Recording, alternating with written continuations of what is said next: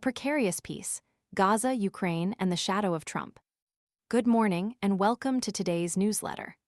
The fragile ceasefire in Gaza hangs by a thread, the fate of hostages, and the future of the region teetering on the brink. While the immediate threat of renewed Israeli assault is temporarily stalled, the underlying tensions remain, a powder keg primed for explosion. The expiration of the first phase of the ceasefire has revealed the stark reality. The only thing preventing a return to all-out war is the unpredictable will of Benjamin Netanyahu, a leader increasingly beholden to the demands of Israel's far right. The situation is dire. Palestinian civilians in Gaza face a newly imposed aid embargo, a cruel twist of fate that adds insult to injury in a territory already ravaged by conflict.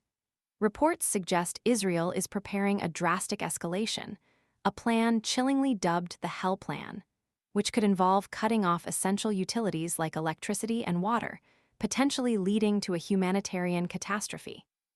The initial hope that the first phase of the ceasefire would facilitate negotiations for a more lasting peace has proven to be tragically naive. Negotiations have stalled, mired in disagreements over hostage releases. Israel demands further releases, a demand Hamas resolutely resists, fearing the loss of its most potent bargaining chip. This stalemate leaves both sides preparing for renewed conflict, a grim preparation that casts a long shadow over the future. The question now is crucial. Can the path to peace be salvaged? And perhaps more importantly, is the White House willing to exert the necessary pressure to bring it about? This morning, we will delve into the pessimism surrounding this question, examining the complex web of political maneuvering, geopolitical calculations, and the looming shadow of a potentially catastrophic escalation. Our senior international correspondent, Julian Borger, reporting from the heart of Jerusalem, provides unparalleled insights into this volatile situation. Ukraine, a frozen conflict fueled by discord. The geopolitical landscape is further complicated by the escalating tensions between Ukraine and Russia, a conflict now further destabilized by the actions of the U.S. In a shocking development, President Donald Trump has suspended all U.S. military aid to Ukraine, effectively halting billions of dollars in crucial shipments. This decision, coupled with reports of the Trump administration planning to restore ties with Russia and lift sanctions on the Kremlin, has sent shockwaves across the globe. The implications are severe. This move throws Ukraine's defense against Russian aggression into further jeopardy, potentially tipping the balance of power further in Russia's favor.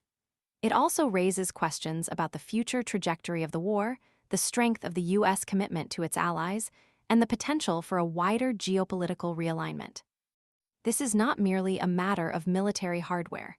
It represents a deep fracture in the transatlantic alliance and a profound shift in the global power dynamics. The implications extend far beyond the immediate battlefield. Education, a funding crisis looms large. Closer to home, the UK faces a growing crisis in its education system. Labour is preparing for a potential funding shortfall in English schools as local councils raise the alarm over mounting debts, potentially reaching hundreds of millions of pounds. The shortage of adequate local school places is forcing councils to spend substantial funds on private school placements, creating an unsustainable situation. The government is reportedly considering measures to prioritize state provision, a move that could require significant investment and restructuring of the education system. Global trade, a tariff war brews. The global economic landscape is also marred by rising tensions, particularly the ongoing trade war between the U.S. and its allies. China and Canada have announced retaliatory measures against the U.S. in response to President Trump's sweeping new tariffs. These tariffs, imposing a 25% tax on goods from Canada and Mexico and a 20% tax on Chinese goods, represent a significant escalation of trade tensions and threat to further disrupt global supply chains and economic stability.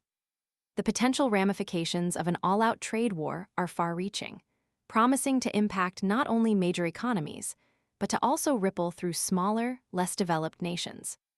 Global health, the looming shadow of obesity. Beyond geopolitical and economic uncertainties, a stark public health challenge looms. A recent report warns that more than half of adults and a third of children and young people worldwide will be overweight or obese by 2050. This projected increase in obesity poses an unparalleled threat of early death and will place an enormous strain on already burdened healthcare systems globally. The sheer scale of the problem is staggering. 2.11 billion adults aged 25 or above are currently overweight or obese, a figure that has skyrocketed from 731 million in 1990.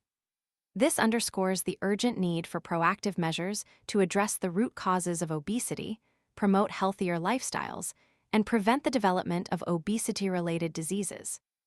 Arts and culture, a loss to the art world.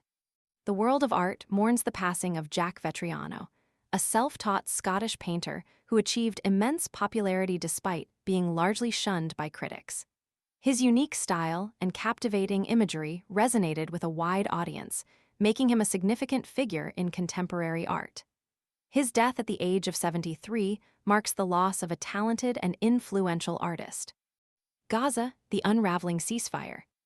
Returning to the precarious situation in Gaza, the seemingly successful initial phase of the ceasefire now appears deceptively fragile. Julian Borger's insightful reporting highlights the deep skepticism surrounding the prospects for a lasting peace. He points out that Prime Minister Netanyahu, from the outset, may have lacked genuine commitment to a long-term resolution. Borger emphasizes that the leverage to prevent a return to war now largely rests with Donald Trump, a figure whose unpredictable actions could easily destabilize an already fragile situation. While the ceasefire has largely held, it has been punctuated by significant incidents, raising serious concerns about its sustainability. Israel accuses Hamas of chaotic hostage transfers, potentially endangering the lives of the hostages themselves. An incident involving the mistaken handover of a body instead of Shiri Bibas, a 32-year-old abducted with her 2 children on October 7, 2023, nearly derailed the entire agreement. This incident highlights the deep mistrust and lack of communication between the two parties, a critical factor hindering any progress toward a sustainable peace. Hamas, in turn, accuses Israel of failing to deliver on its promises of aid and of violating the ceasefire through various military actions. These accusations are further compounded by reports that 116 Palestinians have been killed by IDF attacks since the ceasefire commenced, a grim reminder of the ongoing humanitarian crisis. Israel's refusal to withdraw from the Philadelphia corridor, along the Gaza-Egypt border, further fuels tensions, underscoring the unresolved territorial disputes. This action serves as another factor undermining any progress towards lasting peace. The situation is further exacerbated by Israel's heightened military operations in the West Bank, forcing approximately 40,000 people from their homes, the largest forced displacement since the 1967 Six-Day War. This act only serves to escalate the overall conflict and further destabilize the region. Public opinion in Israel appears to favor a continuation of the ceasefire, according to recent polls, yet Netanyahu's reliance on the far right to maintain his government stability presents a significant obstacle to peace. These far-right elements demand total victory over Hamas, leaving little room for compromise. Hamas, for its part, is reluctant to release further hostages without a guarantee of a permanent truce, rightfully fearing the loss of its negotiating leverage. Both sides are engaged in intensive preparations for a potential resumption of hostilities. Reports indicate that Hamas has appointed new commanders and is repurposing unexploded bombs into improvised explosive devices, IEDs. Israeli defense officials confirm extensive preparations for a new, intense military campaign. The U.S., meanwhile, has taken a concerning action by bypassing Congress and using emergency authorities to send $4 billion in new weaponry to Israel. This move, while seemingly designed to support Israel, potentially further inflames the situation, making a peaceful resolution more difficult. Under the ominous Hell Plan, Israel is reportedly preparing to impose a complete shutdown of electricity and water supplies and potentially forcibly relocate Palestinians from the north to the south of Gaza. This alarming development signifies a potential return to full-scale warfare, with devastating consequences for the civilian population. Such actions would exacerbate the already dire humanitarian situation, further jeopardizing the lives of innocent Palestinians. The path to the next phase of the ceasefire remains exceedingly narrow, largely due to the influence exerted by Israel's far right. The White House's decision to sanction the International Criminal Court, ICC, accusing it of baselessly targeting the U.S. and Israel, demonstrates the lack of pressure being applied from Washington. This action, rather than promoting peace, serves to further isolate the U.S. and embolden those who advocate for aggressive actions. The sanctions impose financial and visa restrictions on those involved in investigations of U.S. nationals and U.S. allies. The Trump Factor, a New World Order. Simon Tisdall's insightful commentary on Donald Trump's impact on the global stage highlights the unsettling reality of a world increasingly characterized by raw power, brute force, selfish arrogance, dodgy deals, and brazen lies. Trump's presidency has fundamentally altered the rules of engagement, leaving world leaders scrambling to adapt to this volatile new order. His actions in Ukraine and his approach to international relations have profound, far-reaching implications. Other headlines: a glimpse into a turbulent world. Beyond the major conflicts, other significant events are shaping the news cycle. Zan Brooks provides an entertaining account of the Oscars, a glamorous event with a more mundane reality, while Archie shares stories of community spirit and environmental activism, and the stark contrast between Marty Baron's previous positive view of Jeff Bezos and his current excoriating critique of the Washington Post's reputation. William Ralston captures the plight of residents battling a persistent fire at a waste dump in Rainham, East London, highlighting their grassroots efforts to bring about change when official channels fail. The world of sports offers contrasting stories. Matt Sell's heroic penalty save secures Nottingham Forest's victory, while FIFA's plans for a new Women's Club World Cup face potential delays.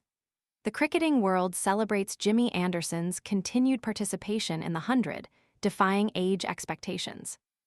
The morning newspapers, published before Trump's decision on Ukraine aid, nevertheless reflect the growing tension. Headlines highlight the rift between the U.S. and Ukraine, Europe's pursuit of a ceasefire, and Trump's criticism of European weakness. The UK's position, characterized by bipartisan support for a firm stance against Russia, is also featured prominently. Luke Harding's report sheds light on Ukrainian perspectives on the fractious meeting between Trump and Zelensky, exploring the potential for a Trump-led peace deal. Lizzie Cernick offers a message of hope by discussing the positive effects of shifting to a diet of whole foods, highlighting the improvement in her health and overall well-being. Her story underscores the importance of lifestyle choices in improving health outcomes. In conclusion, the world today faces an array of interconnected challenges, from escalating conflicts and political instability to economic uncertainties and public health crises. The need for collaborative solutions and effective diplomacy is more crucial than ever. The coming days and weeks will undoubtedly bring further developments in these key areas, and we will continue to provide comprehensive coverage. Stay tuned for updates.